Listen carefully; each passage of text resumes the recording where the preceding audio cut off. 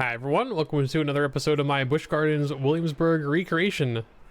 Last time we started working on the Italy area of the park, gotten a pretty good chunk done with Escape from Pompeii over here, the San Marco area over here, and today we are continuing to work in the Festa Italia area. So last time I showed off the teacups ride I'd started on. I've been continuing to iterate on some designs for the flooring and the roof. I got something here that kind of works for sort of a tent style with this wooden track. Give it a nice kind of conical shape. I think it works out okay, at least for no custom scenery. Sometimes this is the best you can do is just okay. Still a little bit of jankiness with the column supports and the floor, but I think that's a problem we'll figure out later. I've also been putting together some of the buildings over here in preparation for getting the rest of the way. We're just kind of moving our way away from the rest of the park. I believe this is like a photo stall. I've got a t-shirt stall in here, but it might be souvenirs here as well. It's hard to tell a little bit from the street view sometimes because things can change. This building here is the ice cream shop called Roman Freeze, which is an A+ name, so great job on that, with some arcade games behind it.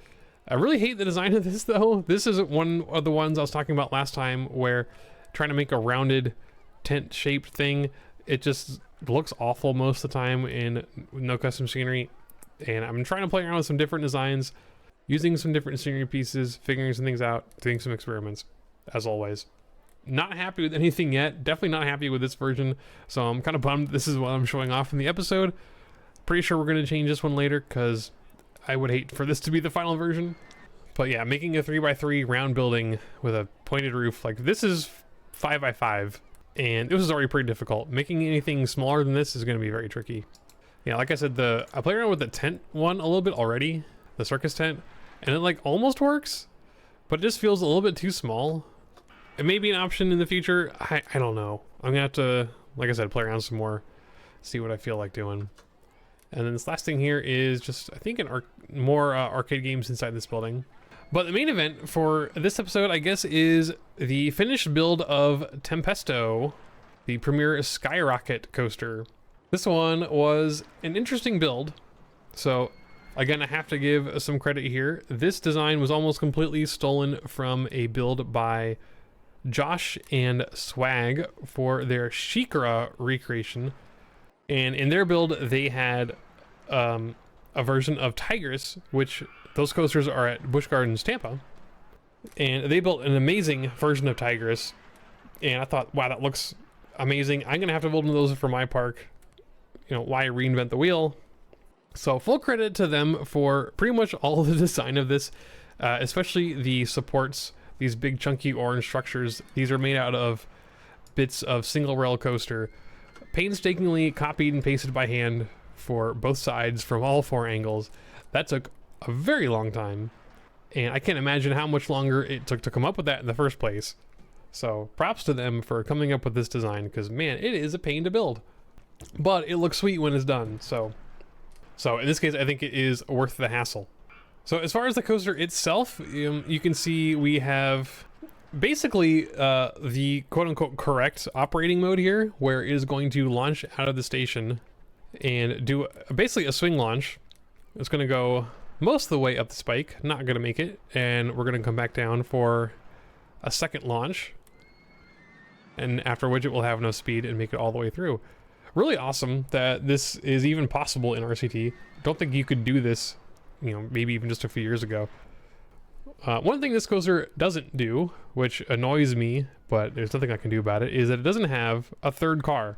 These are supposed to be 3-car trains, but mine only has 2, because if you put a third car on this, the ride does not work.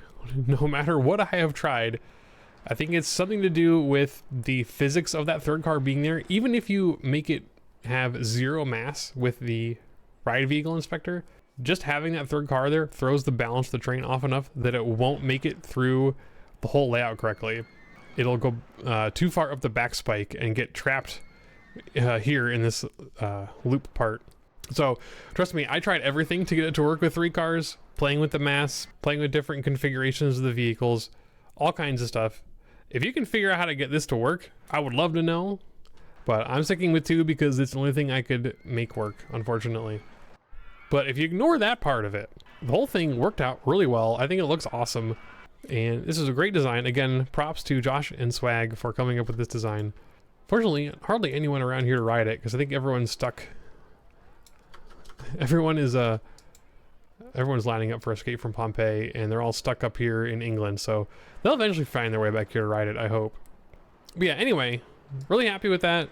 Things are shaping up a little bit over here in Italy. Again, some more iteration to go with some of these building designs. Still got to play around with some of these roofs for these rides in these buildings. We're making progress, and that's what matters. So that's gonna do it for this episode. I think next time we're gonna continue on with building more stuff in Italy, trying to knock the rest of this area of the park out. So I'll see you then. Thanks for watching.